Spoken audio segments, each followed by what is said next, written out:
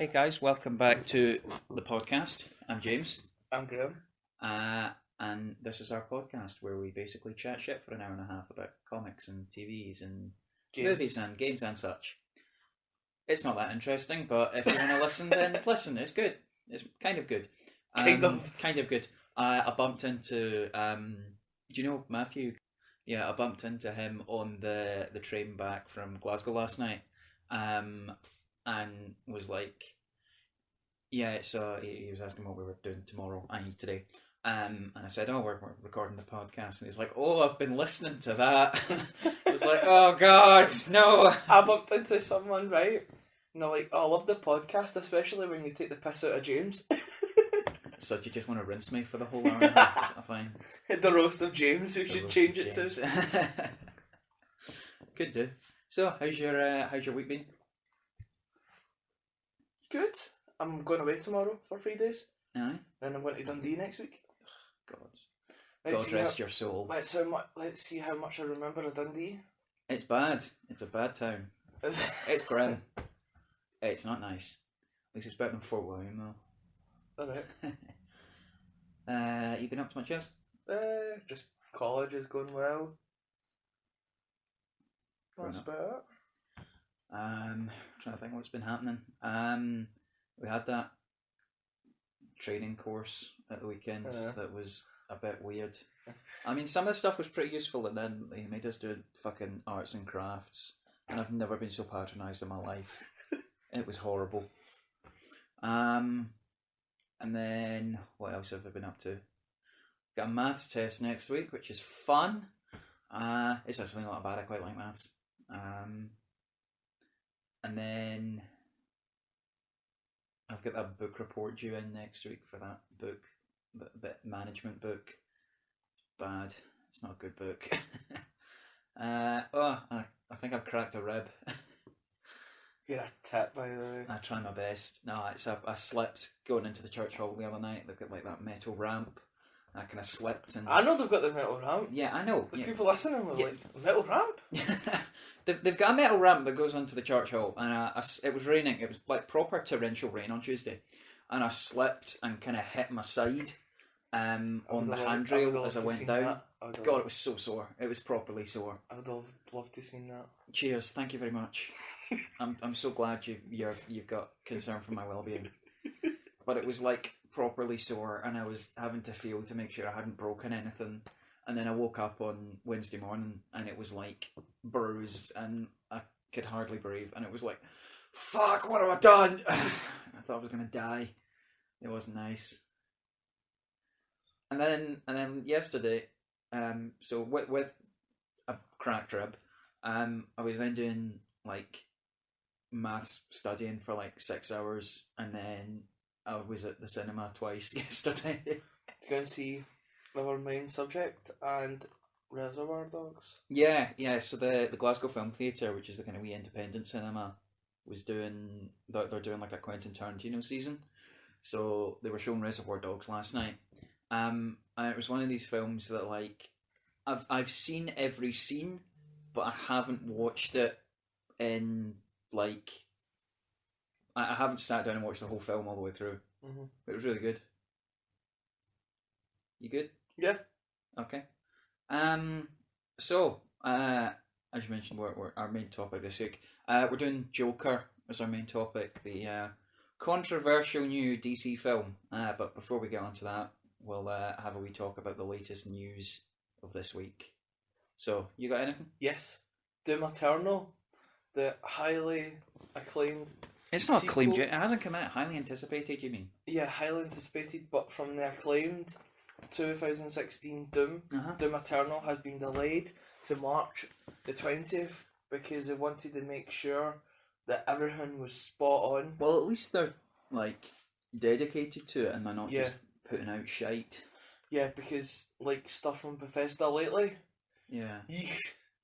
I mean, like, I suppose there is that whole thing that they need to stick to a deadline, but also I'm not all that bothered that it's been delayed a couple of months, because I mean it's not like it's a year and a half we're going to have to wait or something. It's not like The Last Guardian that kept getting delayed and delayed and delayed and delayed. Other news, Green Day and Youngblood. Mm-hmm. Both of them brought out new songs yesterday. Green Day brought out a song, Fire Ready Aim, which is actually really good. It's different from what they do, and it's getting a bit used to his voice, but it's really good. Then Dom has Youngblood brought out a new song with Dan Reynolds, lead singer of Imagine Dragons, called Original Me. Pretty good. It sounds too much like an Imagine Dragons song, which kind of hurts it. Oh well. But it's no bad. It's no bad. It's like I wouldn't go out of my way to listen to it. But if it was on the radio, you'd listen to it. I'll listen to it. I get you. So they've DC have released some photos from the set of the Crisis on Infinite Earths. Guessing you've had a look at those? Oh yes. So we've got the Kingdom Come Superman. Black Lightning. Yeah, Black Lightning is helming the Wave Rider, which is the Legends of Tomorrow's time travel ship, which is pretty cool. Looking forward to that. When is it they're doing that again? It's like December into January, isn't it? Yes. So I've got a couple of months to wait for that, but I think Arrow, is that starting next week? I think it's starting this week. Okay, right. Because Flash was on last night. Yeah. Supergirl and Batwoman was on Sunday. Yeah. Batwoman tanked. Oh yeah, that's the next thing I've heard about that. Tanked massively. I haven't seen it. I'll probably give it a watch when I get a spare half hour. Everybody's actually crediting The Flash for a really good episode. Yeah, I've seen halfway through it, but from what I've heard about Batwoman, is it's all right, but it's some like on Rotten Tomatoes. Like I don't trust fucking Rotten Tomatoes because it's all a load of bollocks. So 10% for the audience. Exactly. Yeah. So, I mean, I'll give it a watch and see what I think. It's not one I'm all that invested in. I mean, I quite liked her appearance because she was in the Elseworlds crossover from last year. And she was pretty good, but I don't know. We'll see. On top of that, the CW is planning to add a new DC show to the Arrowverse next year. Any ideas? It might be Black Lightning. Isn't that already on the CW? It's already on the CW, but it's not. With him being in the crossover, he's now a part of it, but his show doesn't have a crossover episode. Okay, I think what they mean is they're gonna have another series of something. So yeah. Now, because Constantine is part of the Arrowverse. So I really hope they do another season of him. I'd quite like them to do another Constantine season. See, because Arrow's no longer. Yeah, Arrow's finishing, so they need something to fill that void. Yeah. But to be fair, it's not like they've got any shortage of superhero shows. Yeah. So Sunday's Batwoman, Supergirl, Monday's Black Lightning, Tuesday's Flash and Arrow. Okay, cool. And then Thursday's Supernatural. Fair enough. I don't think I've ever watched Supernatural. Supernatural's amazing. I watched the Scooby-Doo thing with Supernatural. It was pretty good. It was good. I liked it. Yeah, so of course I have to keep the original two together. Yeah. Flash and Arrow. No, I mean, I'm looking forward to that. It should be good. I just noticed something. What? Legends isn't on here. Yeah, that's not starting for a wee while. I think it's another month or so until they start. Are they going to do what they done last season? Half of Arrow, then Legends came in. Arrow had a break. Yeah, they then might finished do. Arrow. Then... To be fair, though, Arrow's only 10 episodes now. Which is good. They're keeping it short and sweet, like I like it. That sounded very gay. So, Matrix 4 news. They've got a lead. You heard about this? So, Yahya Abdul-Mateen, who was Black Manta in Aquaman, has been cast for the lead role. He was pretty good in Aquaman for like the 10 minutes he was in it. Yeah. No, looking forward to that. Funny how they're not doing Neo as the main character again. Obviously, I'm guessing they're going to show up, but is it somebody else discovering the Matrix and Neo's like acting as the Morpheus type character? Or I think it'll be like that because Keanu Reeves is in it. Yeah, I mean we'll just need to wait. I think they've started production on it.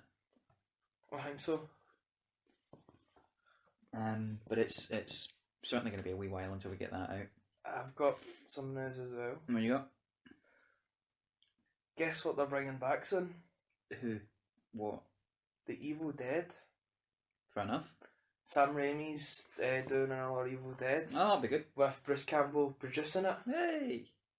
So, That'll be fun. Because it's like Sam Raimi teases new Evil Dead movie produced by Bruce Campbell. That'll be good. Because the TV show was amazing. Yeah. Sad they cancelled it, but... Have you seen the trailer for Star Trek Picard? What are your thoughts on that? I loved The Next Generation. Next Generation was great. Loved Picard, and I'm overly excited for it. Yeah, it'll be good. I think it's coming to Amazon Prime. I think it's Yes, Amazon in Prime, January, isn't the it? 26th of January. That'll be good. So we get a look at old Riker and Old Tory. Data's back, which is cool. Yeah, looking forward to that. I haven't watched any of Discovery, but I've heard it's pretty good. Hit or miss Discovery. Okay, but I'm liking the look of this. It's a kind of Guardians of the Galaxy ragtag group style thing. I look good. I like the dog. The dog's quite cool as well. Picard's got a cool dog. Yeah, but he initially turned down Picard. Yeah, so I've heard. Have you seen the that old set photo from like the first episode of Next Gen where they were going to put Patrick Stewart in a wig? It's terrifying. And do you know what? Funny about that, Patrick Stewart was saying he had his suitcase packed just in case it never went off the ground. Fair enough.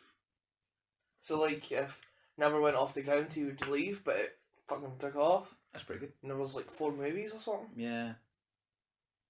I quite like the Next Generation movies. Star Trek First Contact is I think the best Star Trek film. Certainly of the older films. You think? Yeah, it's great. That's the one where they with the Borg and they go back in time. It's good. What do you Most think? of the Star Trek films are pretty good. What do you think of? That was the one with the Sovereign class. What do you think of J.J. Abrams' run? Yeah, they're good. I think Beyond was the best. Star Trek Beyond's the best of the new ones. The other two are still pretty good. They're fairly enjoyable. Into Darkness was. Nah, it's got good bits in it. I think Khan's a bit weird, but the rest of it is pretty good, pretty damn good. I never realised that Tom Hardy was in Star Trek Genesis. Yeah, he's a Borg guy, isn't he? No, he's a clone of Picard, or something. No, he's the main villain. Yeah, that's what I mean. He's like a weird clone, evil clone or something. To be fair, I haven't seen Nemesis in forever. Wait, he's a Romulan. Yeah. But I was rewatching it. I went, that's Tom Hardy.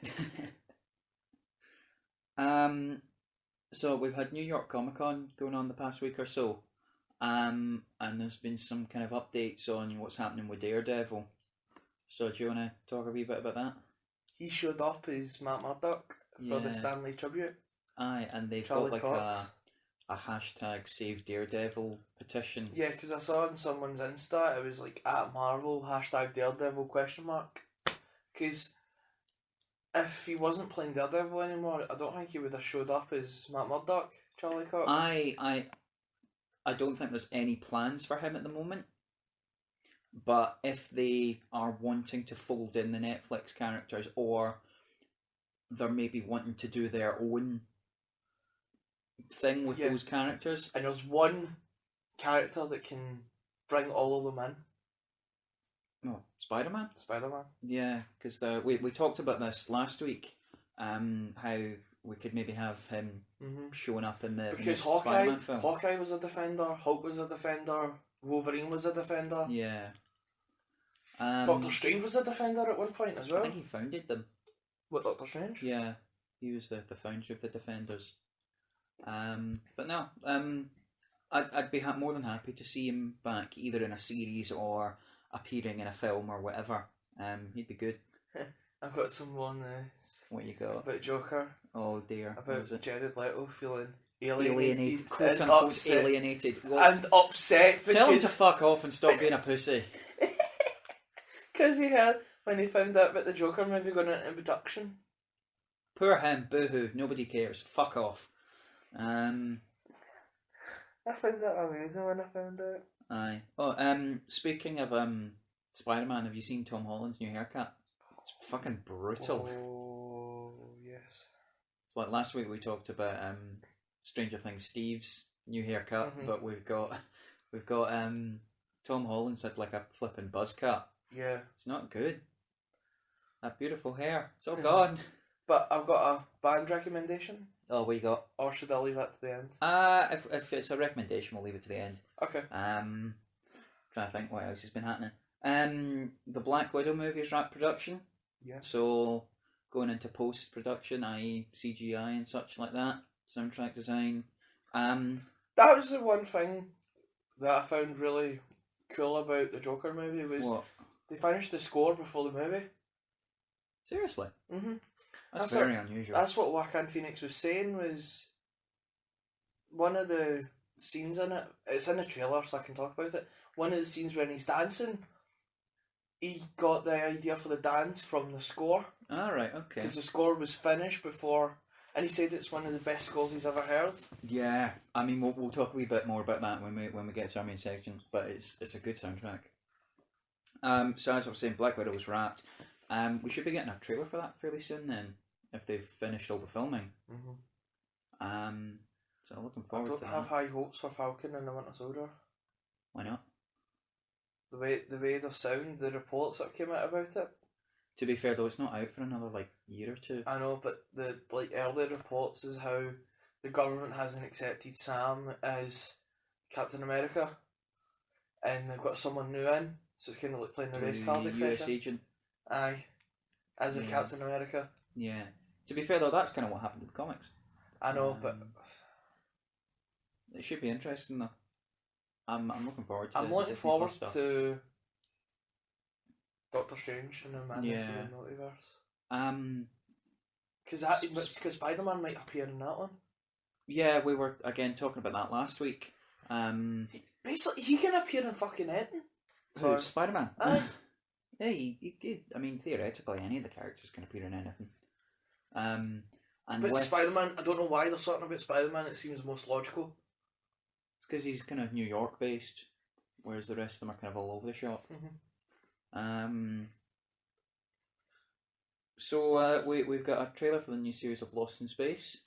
Netflix's Lost in Space. Yes. Did you watch the first series of that? I was halfway through it before I went back to Discovery.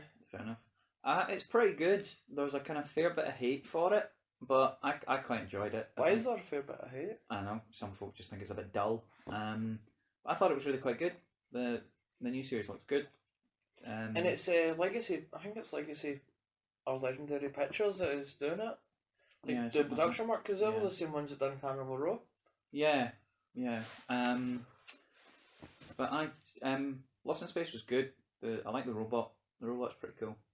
Because it's a kind of mix of CGI and a practical suit. It's quite cool. Oh, speaking of practical suits, have you seen the photos of that Teenage Mutant Ninja Turtle suit that went on auction? Yes. It's terrifying. It really is. It's like in it was like the 90s Teenage Mutant Ninja Turtle films. They had the big practical suits, and they looked pretty decent at the time.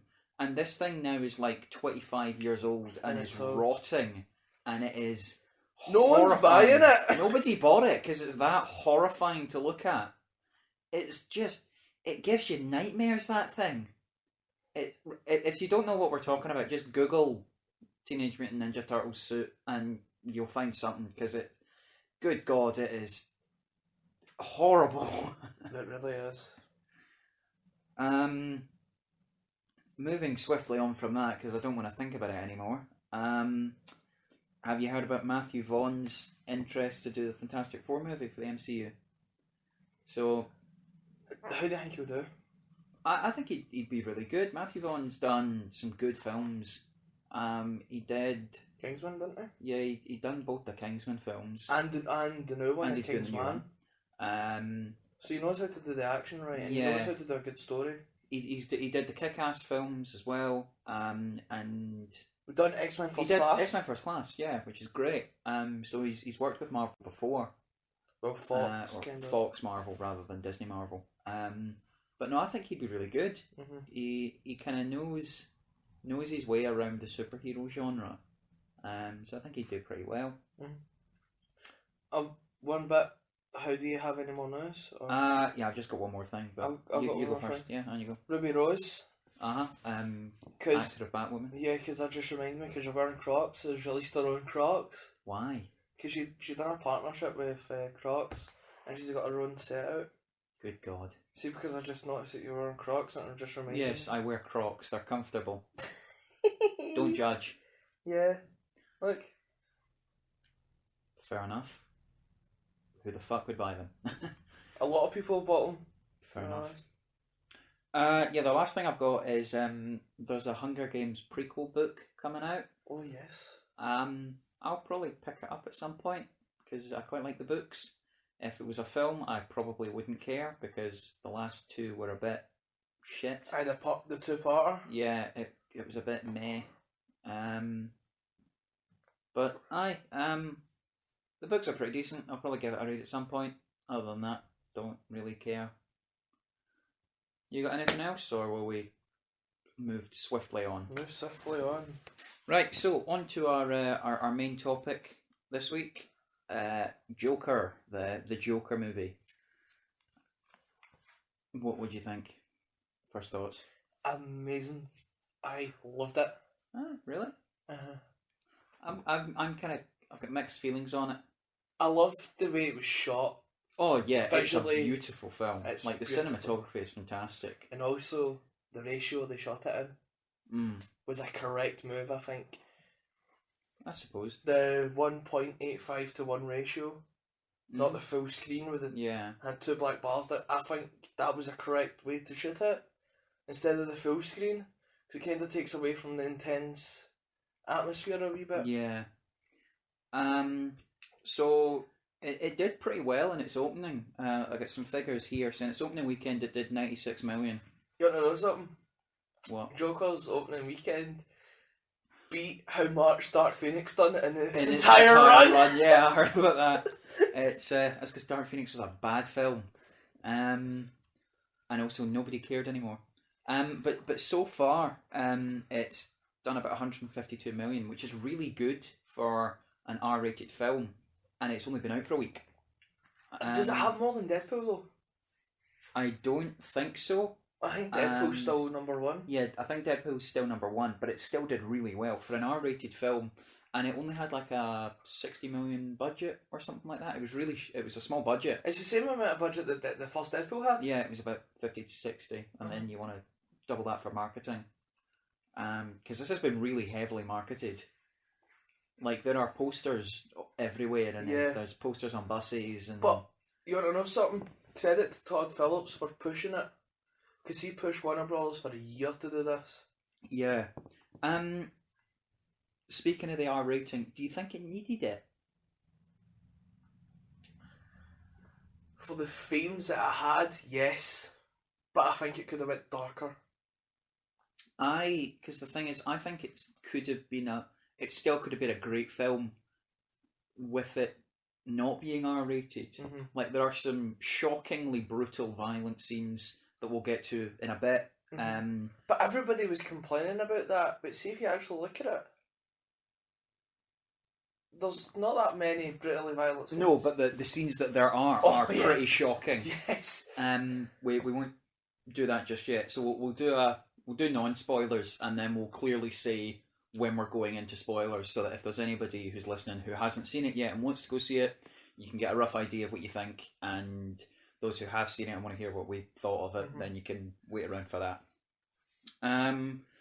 So cast-wise, everyone's brilliant in this. Especially Robert De Niro. Oh yeah. Because Robert De Niro didn't have to do all that thing. Yeah. Like, it's in the trailer, right, when he's dancing. Yeah, so we'll go through the kind of main cast members and kind of say what we think. So Joaquin Phoenix as Arthur Fleck, or the Joker. He was phenomenal. He's hauntingly brilliant. He's really creepy. He's really good, must admit. Yeah. I was expecting something. I didn't expect that. Oh yeah, he's goes above and beyond what I thought he would And be. you can, this movie has done something to him, because he's willing to do a sequel. Which is fair enough, yeah. I don't think it needs a sequel. I think it's better alone. Yeah, but just leave it. This movie must have a special place in his heart for him to do a sequel. Yeah. Because he's never known to do a sequel. Yeah, it was a really good film. And he was really good. So as you said, Robert De Niro, he plays, what's his name? Murray Flank? Something like that. Franklin. Murray Franklin, yeah, who's a sort of talk show host. Yes. A sort of Jimmy Kimmel type thing. So we haven't actually said what. Right, before we get into the cast properly, what's the story of this? The story is kind of how society's the villain. Near enough, and how he's always getting beaten down. He's always saying that he's done something, like it's portraying that he's a bad guy. Yeah. And also it's about the rich versus the poor. Yeah, so Joaquin Phoenix plays Arthur Fleck, who's a mentally ill clown. He's like a performing clown who does sort of spinning boards for shops, and he goes to children's hospitals, and so he's a contract clown. And it's about how a series of kind of escalating events cause him to kind of descend into madness. I like how, I don't think it's really a spoiler, but he starts already pretty mad. He's already mentally ill and is clearly unhinged.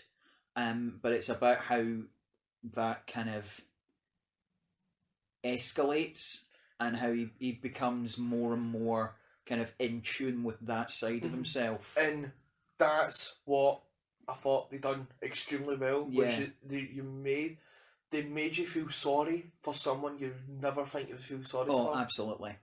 And also I never liked was he never jumped straight into being Joker. Yeah, it was very much it was a slow progress. It was a slow transition. And it's not like one scene he's this and next scene he's Joker. It kinda, they left wee hints in as the movie went on. Yeah. To him becoming Joker, because see the one thing you watch it, watch the way he's walking. Yeah. At the start of the movie, he's hunched over, and as the movie progresses, his back gets straighter and straighter and straighter. Oh, and my God, see that bit when he's like, he's in his apartment and he's got his shirt off and he's hunched over and you can see his spine through his back. Or when he's pulling his shoes. His shoes apart, yeah. He's unpleasantly skinny in this. Like, my God, you could play his ribs like a xylophone. Credit to Joaquin Phoenix for that body transformation, but it's rough.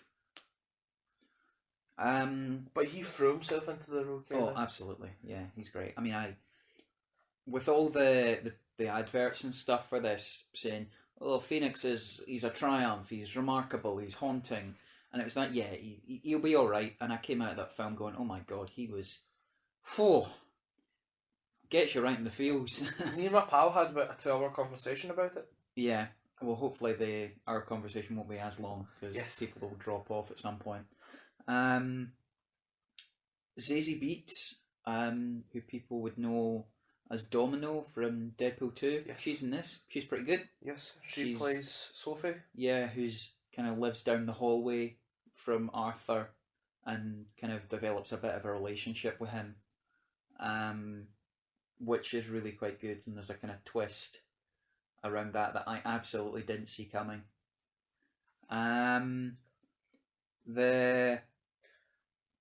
The actress who plays Arthur's mum, she's Frances really good. Conroy. Yeah, she's really good. I like the whole sort of how she was kept writing letters to Thomas Wayne, and there's a kind of twist revolving around that. The thing I liked about this, there wasn't a scene that didn't need to be in there. Yeah, it all had. There meaning? wasn't. Yeah, and it all led to something. There wasn't a scene anywhere in there where you were like, yeah, this is kind of doesn't go anywhere. Yeah. It all leads to something. I thought that the portrayal of Gotham City was really good in this. It was especially for the time period. Yeah, it was similar to the Taxi Driver. Yeah, and the Gotham in Batman Begins.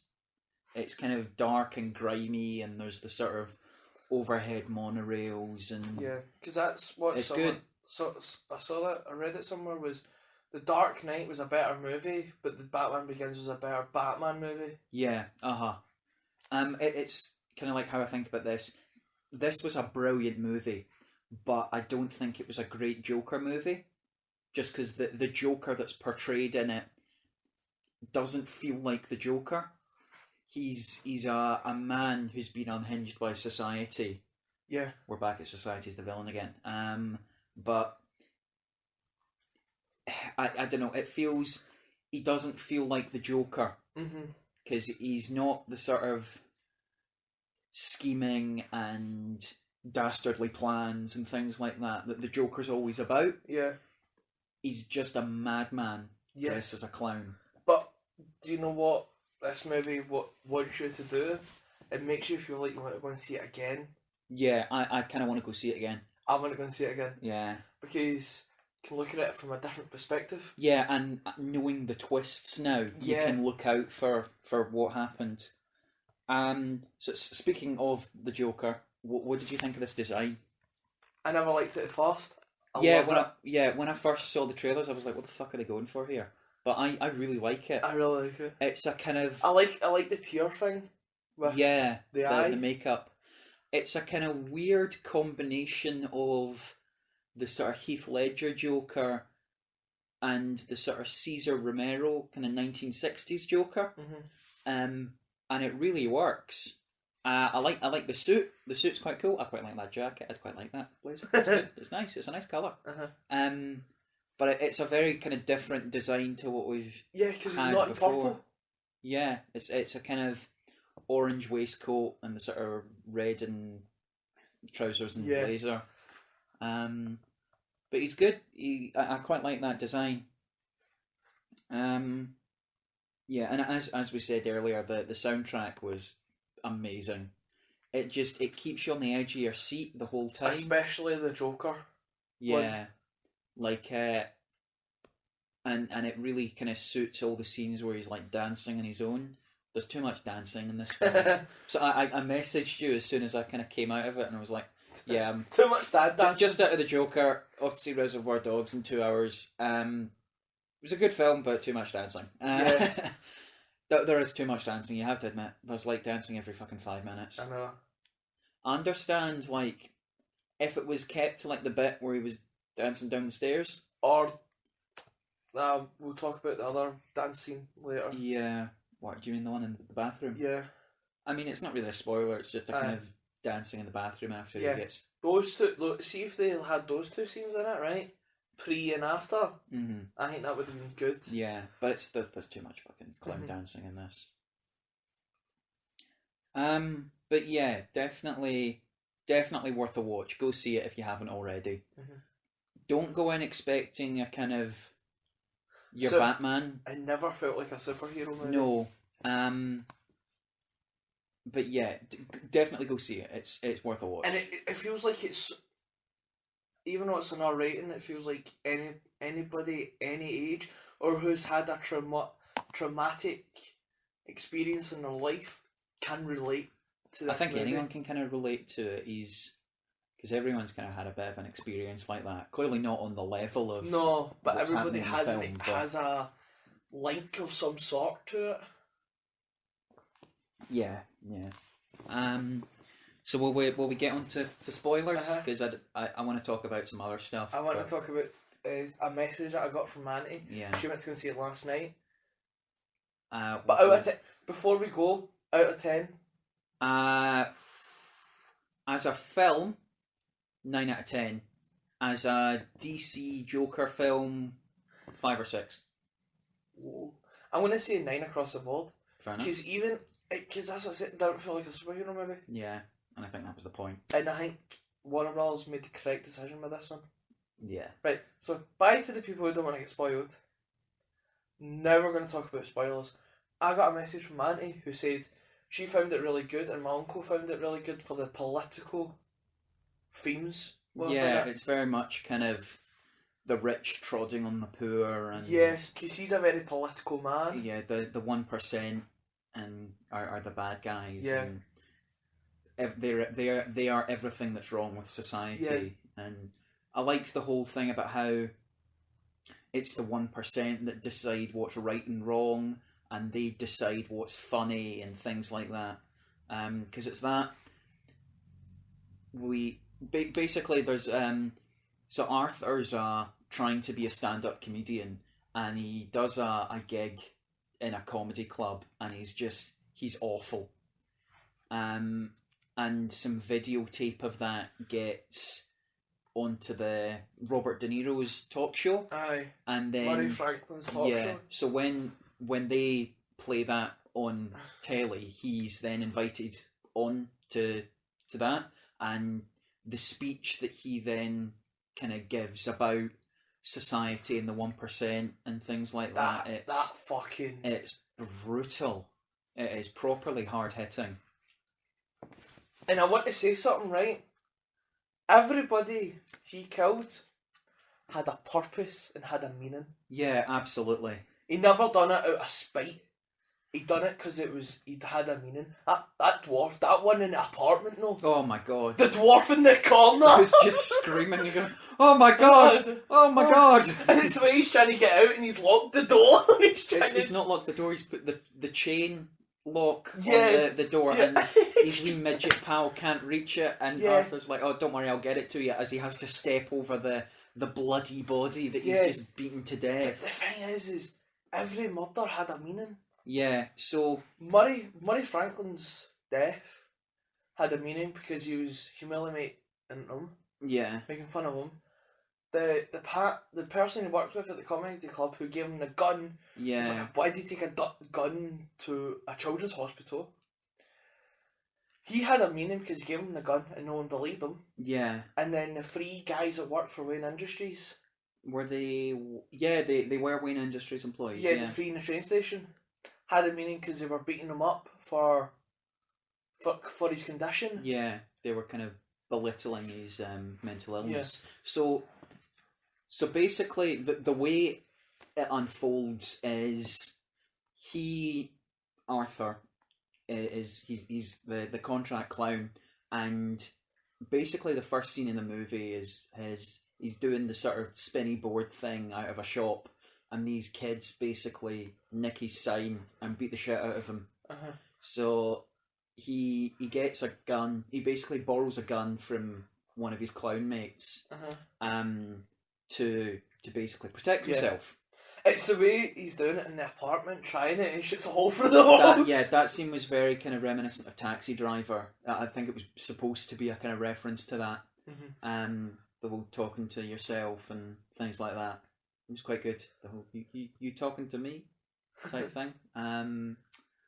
So he's at he's contracted to do a wee thing at a children's hospital, and when he's doing his dance, the gun falls out. Aye, and he has to scream. It's the what? He screams and reaches for the gun, and then he puts it back and he's silent and he's dancing as he's walking back. Yeah, but it's a bit in the phone booth and he's on the phone. And he headbutts the thing. Yeah, and properly smashes the glass. So he's then Fired from his job as a clown. Yeah. Because he brought a gun into a children's hospital. Uh-huh. And the guy that he borrowed the gun from isn't admitting to the fact that he lent him the gun. So... But do you know what? See, if you look at it right, start of the movie, he's a guy with everything to lose. At the end of the movie, he's a guy with nothing to lose. Exactly. Because he's as underpaying as it is, he's got a job. He's got his mum. He's got a life. Yeah. As miserable as it is, he has a life. Uh-huh. And by the end of it, he's lost his mum. He's lost his job. He's lost the relationship. Well, he's lost his mum because he killed her. Mm.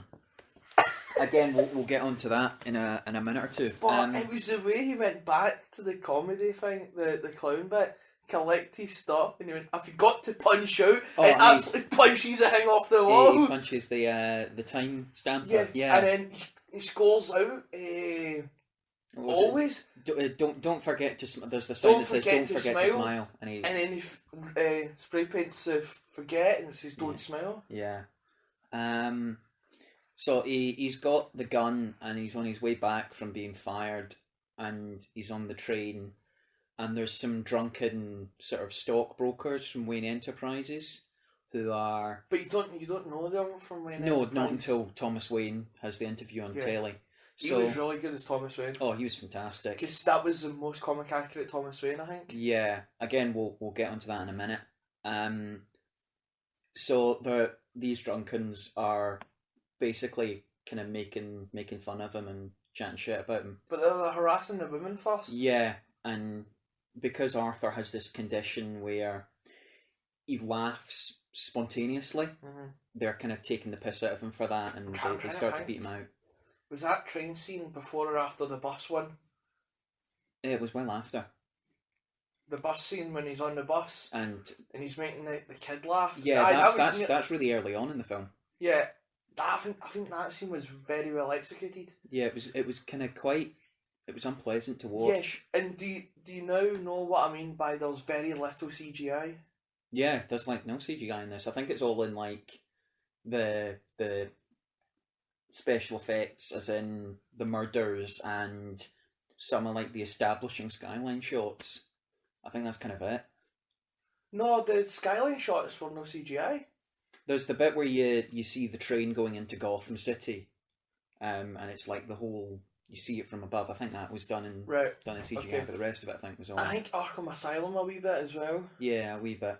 But that was it. That's what I really liked about this movie. It didn't need practical. It didn't need CGI. No, it was 95 to 99% CGI. Yeah. But the scene I really like was the Shadow Depot Field one of the bus that's in the trailer. You see him looking out the window and the camera and the blurry background. Yeah. That entire scene was amazingly shot. Yeah, yeah. Because that was real. They never CGI'd that. Exactly. They had a camera outside the bus. But that scene when he's on the bus and he's laughing and the woman's like, "Why are you laughing?" He gives her the card. Yeah. So he's got like a wee, it's not like a business card, but it's a wee card that basically explains the condition he has. So he murders the three guys on the train with the gun that he was given. Mm-hmm. But the thing was it took a drastic turn.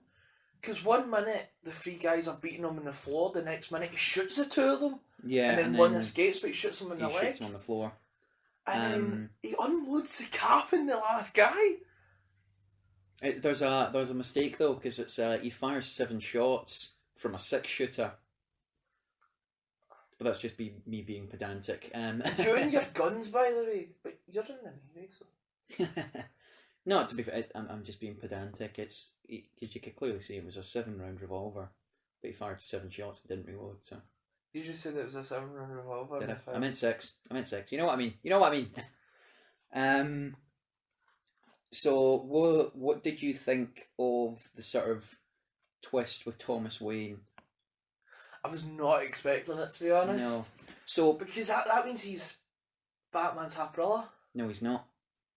Oh, he's adopted, doesn't he? Yeah. So. But there's a theory out. The thing I like, again, it's open to interpretation. You're never quite sure who's telling the truth. But the thing is, there's a theory because see the person who plays Bruce Wayne. Mm-hmm.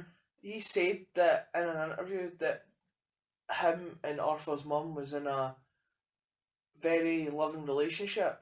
I think they were in a relationship. Right, but he was the one who put her in Arkham. Because she was delusional. To hide everything. See, so it's. But that's what I'm saying. It leaves you with more questions than answers. Which is what I like. It's kind of open to interpretation. It doesn't give you a true answer. Yeah, and also seeing you're watching it, it could have went anywhere.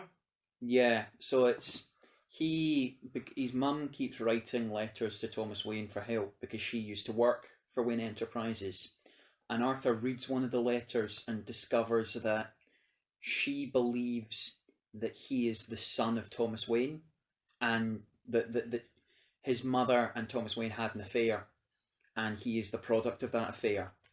And then he goes to Wayne Manor to try and find Thomas Wayne. That scene was uncomfortable to watch. The whole, he's trying to do magic for wee kid Bruce.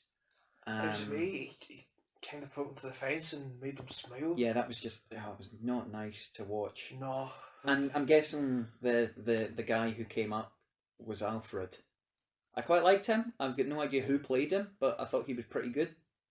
And then so he then confronts Thomas Wayne at a gala, at a sort of a showing of a Charlie Chaplin. Yeah, it's at like a fundraiser for his mayor campaign. Yeah. And Thomas Wayne explains to him that his mother was delusional and it's all pretend, that Arthur was actually adopted. And that then leads him to Arkham Asylum, where he gets the documents about his mother. There's one main plot line and two side ones. The main one is him becoming the Joker. Mm-hmm. The two side ones is finding out if he's adopted or not. It's his relation. It's the relationship with his mother, and the relationship with his Sophie, who's the lassie down the hall from him. That I was not expecting that. Yeah, so she basically goes to his comedy club and sees his gig. They go out on a date, and then later on, when his mother is admitted to hospital with a stroke, she is beside him. She's beside him and helping him, and they make out and have sex at one point. Yeah. Or it's heavily implied that they do. And then after he's had a really shit day, he walks into her apartment. She's like, "You're Arthur from down the hall. What are you doing here?" And he looks at her, puts the guns beside the two fingers beside his head. Yeah. And flashing back to her now, she is not there. It was all in his head. The thing I've got about that though is there's the scene where he goes up to her and he opens the door, basically snogs her, and then they go in and close the door. So do you think he raped her? Like, because obviously the relationship was in his head, or do you think that whole thing was in his head as well? Like that scene. Seriously though, like... I don't know. Because the thing I like about this is because he is delusional, you're not quite sure what's real and what's not. This is how I'm thinking about the ending. It is... Yeah. All in his head. So... And because of there's I like the two detectives. There's the two detectives who are working the clown case. I recognise one of them. He's in Agent Carter. I know the one you're talking about. He's in Agent Carter. Yeah, he's in something else. I can't quite remember. But they were pretty good. So they're kind of closing in on him and trying to figure out if he is the one who... He was in the Netflix Death Note. That's what it was. All right, okay. Because he played Elle's father. Okay. See, have you seen Death Note? No. Do you know anything about Death Note? Not particularly. I don't really care. Okay. That's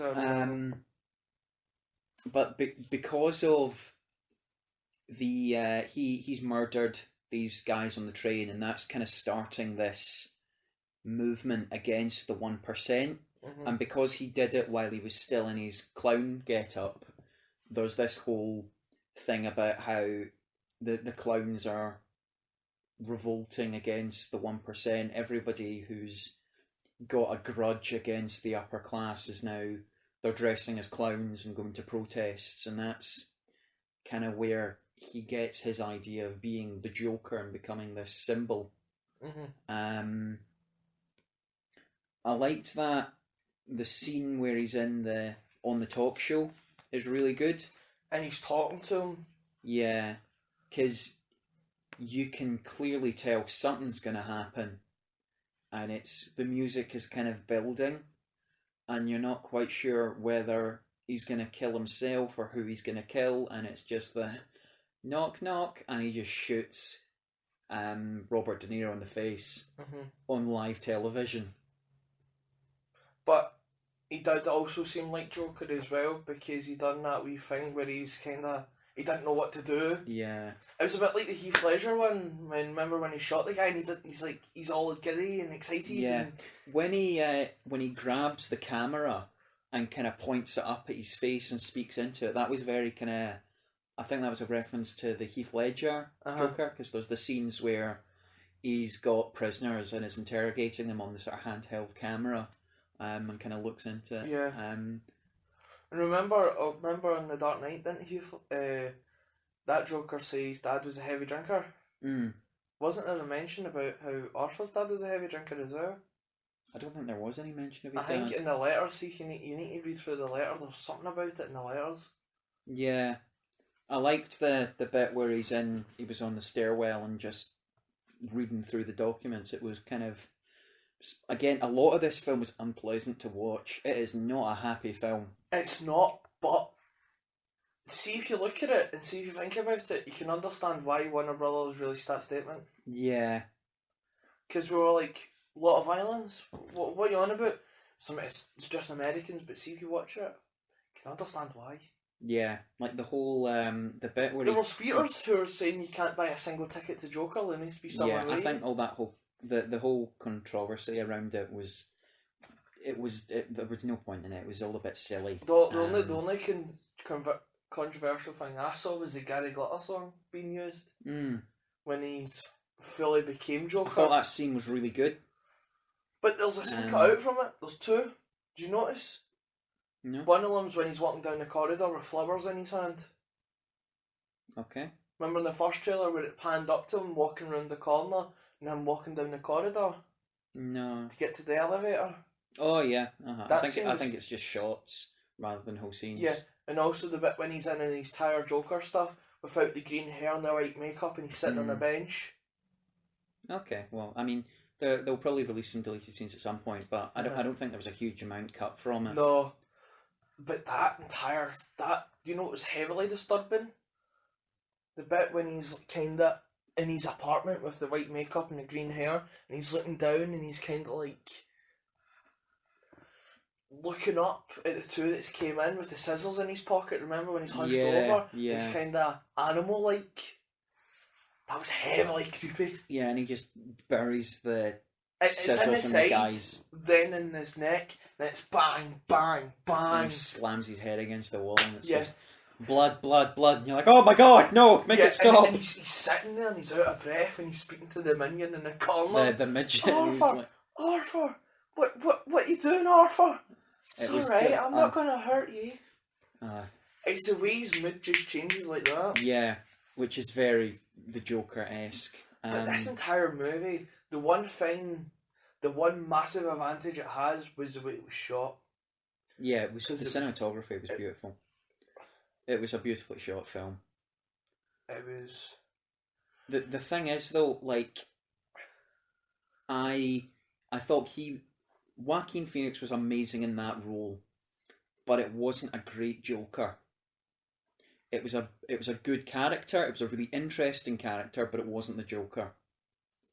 And that's why I say it was a great film, and there is definitely a story to tell about the mentally ill being trodden on by society and but it was the way descending to madness. It was the way they protected mental health as well. Yeah, but I don't think that story revolves around the Joker. No. I don't think it needs to. He's still a better Joker than Jared Leto. Yeah, he was, but that's just because of the character that he was playing. But the thing is, he owned it. This is what I love about it. He absolutely made it his own. That bit in the bathroom though, after he killed the three and he's dancing and he feels like kind of a feeling of he's starting to become the Joker, and also his walking pattern, because it started hunched over, then as by the end he's standing tall and shoulders back, proud of who he is. Yeah, so he's dancing in the stairs, right, and the two police officers are just looking at him. Arthur! Then he runs around the corner and gets hit by the taxi and then to the substation. I like when he's dancing and it's playing the Gary Glitter song. No, the Gary Glitter song's playing as he is walking to the elevator. And on the stairs. Yeah, it's as he's dancing down the stairs. And then the song it cuts to silence, and you see the two detectives at the top just looking at him going, what the fuck? But also, it's also that his theme song for that, though, of becoming a Joker, was really good. Yeah, as we said, the soundtrack was really good. So, I think that's pretty much everything I've got to say about that. One more thing. The ending. Yeah, do we think it's real, or... As in, do you mean the ending where he's being worshipped by the crowds of clowns? When he's in the asylum? The stuff in the asylum, I think that happened. Yeah, but do you think the entire movie happened in his head when he was in the asylum? No, I don't think so. Do you think it actually happened, everything? I think the scene where he's standing on top of the car and he's kind of worshipped by all the crowds of clowns, I think that might have been in his head, but I think the whole descent into madness, becoming this Joker figure and killing everybody, I think that still happened. I think it was all in his head. Because remember there was a scene in the movie where it kind of cut to the asylum when he's hitting the window? Yeah. But I think he was And also, who was the second person at the end? What do you mean? Like the psychiatrist? Yeah. I think she was just a psychiatrist. No. After he killed her, right? And you see the blood on the floor. Yeah. He goes that way. Then you see him run that way with someone behind him. And then you see someone else. Do you think that's someone chasing him? Well, yeah, it's a guard. I know, but it's... Clearly a guard. I know, but the way it looks is like the guard's chasing him and then he's chasing the guard. I think it's just the way it's shot, but yeah. I think it was really good. It was definitely worth a watch. Go see it. I would recommend to see it twice. Yeah. Because it's so good. There's like, you can talk about it for hours. Yeah, but because it's done really quite well at the box office, I think. So do you think he raped her? It's possible. I don't know. Again, it's open to interpretation. This full movie, you need to question everything. Yeah, because he's delusional, you're not quite sure what's real and what's not.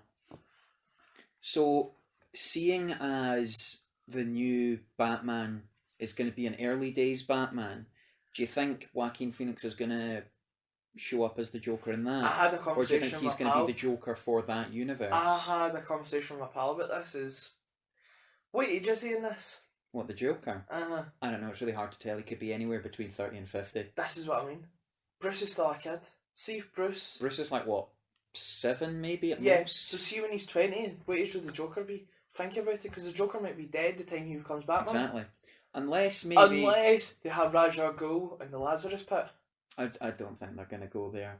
The Joker doesn't really use that, but... I know, but it could be something to implement. I think it's possible he's not the real Joker, and he's maybe inspired someone else to become the Joker that then becomes Batman's nemesis. Oh, speaking of Batman, we didn't talk about the Wayne murder.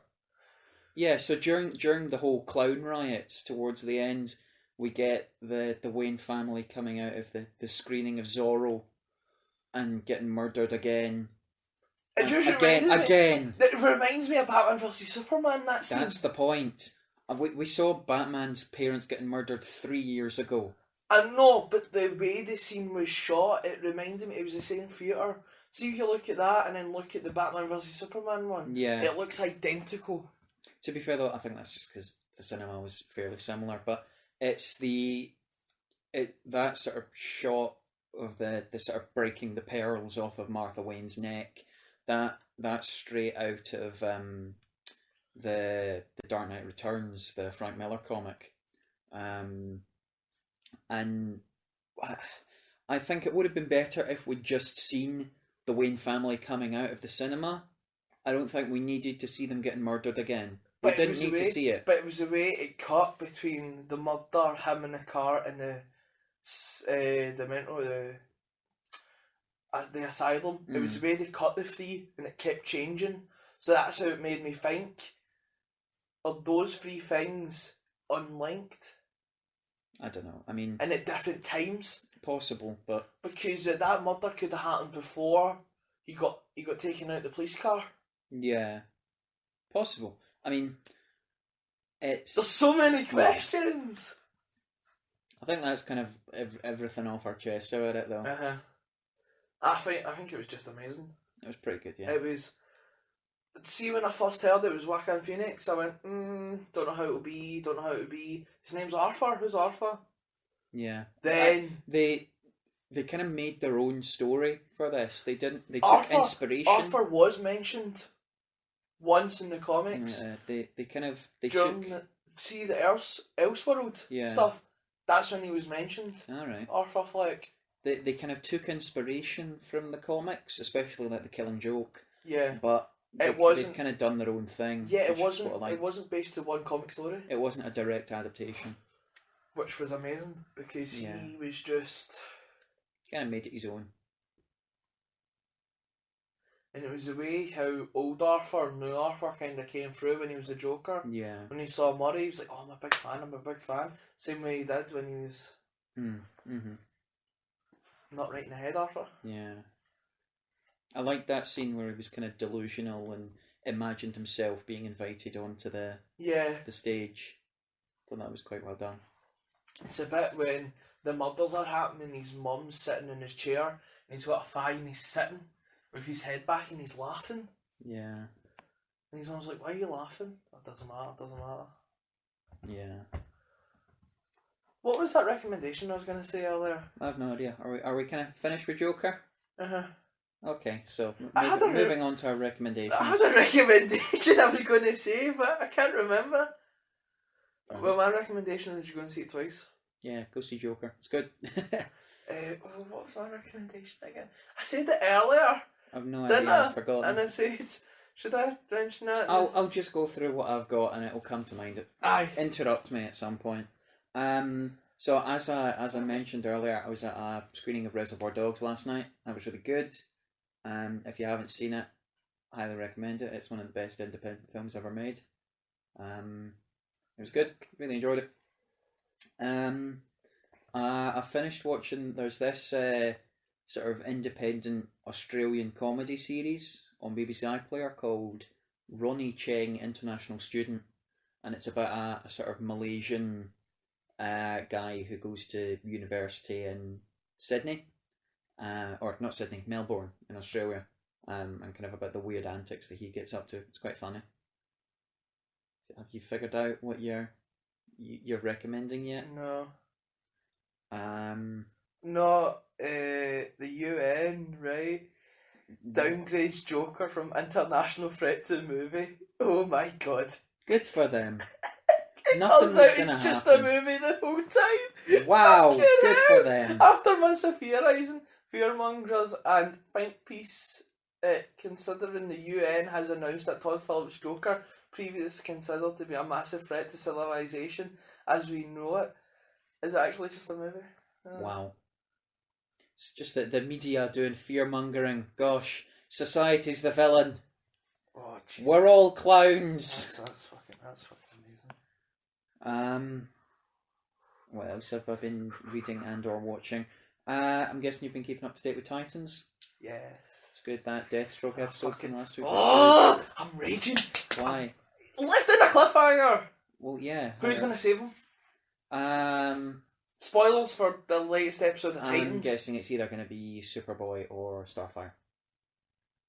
Because I think Starfire can. I think it's Superboy. Because the way it's cut. How good would it be if it was Crypto the Superdog that saved him? That would be. That would be. I've brilliant. got a funny feeling he's going to become Red Hood. I don't think they're going to do it this early. I think they're going to do it for a bit. I was right, by the way. Because remember when I said, when do you think you're going to introduce Superboy? And I said either episode 5 or episode 6. It's episode 6! Good for you. Yes. But I think episode 7 or 8 is when they introduce Nightwing. Yeah. Because see, when he's fighting Deathstroke, I thought Deathstroke was going to cut the blade, cut his bit of metal in half, and he would have the two. Yeah, well that happened in the sort of training scene. Yeah, when do you think she's going to become Ravager? I don't know.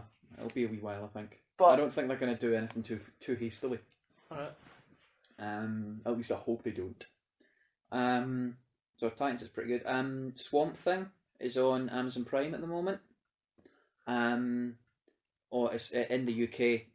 So if you haven't watched that, I highly recommend it. It was funny. I recommended to again our mutual friend. I said Swamp Thing's on Amazon Prime. You should give it a watch. And he's like, "What, Shrek?" Oh, I remember now. See, because you're talking about Swamp Thing, the main character in that, right? Swamp Thing? No, her. Yeah. She was in Teen Wolf as Allison in the first 3 seasons. Fair enough. What's her name again? I can't even remember the actress's name. She's good though. She's really good. Crystal Reed. Yeah. This is what I was saying. Tyler Posey, who plays Scott McCall, has a band called Five North, and they have a new song out called This Mess, which is amazing. That's what it was. He's got a new band called Five North, and they've got a new song out. Their first song called This Mess, and it's a really good song. Fair enough. Thank you for mentioning Swamp Thing, because I was reading through Swamp Thing because I was going to watch it, and I went, I recognise her. I don't know where from. So have you not watched any Swamp Thing? No. Watch the first episode, and if you're not hooked, just don't watch it. But first episode's really good. There's a horrifying autopsy scene, and then I'm like, is that who I think it is? And it is. It's Crystal Reed, who played Alice and Argent in Teen Wolf. Cool. And was also in Gotham. That's who? She played Sophia Falcone. Oh, one of the Falcones, right? Okay, yeah. Cool. So I was watching Batman Begins this morning while doing my ironing. It's good. I've forgotten how good a film it is. Right, I think is that everything for this week? Yeah, I remembered. Five North, new song, This Mess. Green Day, Fire Ready Aim. Yeah. And Youngblood is Original Me. So trying to think, what's next week? Zombieland 2 is out in a couple of weeks, so we'll probably do that. That looks pretty good. Do you want to know something? What? I haven't seen. Have you not seen Zombieland? No. Right, okay, we'll do Zombieland next week. You flippin' watch Zombieland because it is brilliant.